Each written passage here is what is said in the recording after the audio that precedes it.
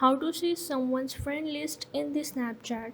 So let's get started. So go into your Snapchat and click on the chat section. Now here you have to open the profile person that you want to check out their friend list and go in their profile.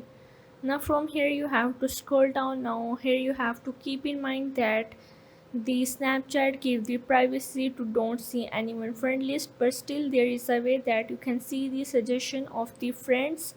For that you have to scroll down and here you have to click on the public profile. So once you are there you have to go in the add friends, and from here is all of the friend suggestions that are added with them, and here they also come in your suggestions, so here you can add them.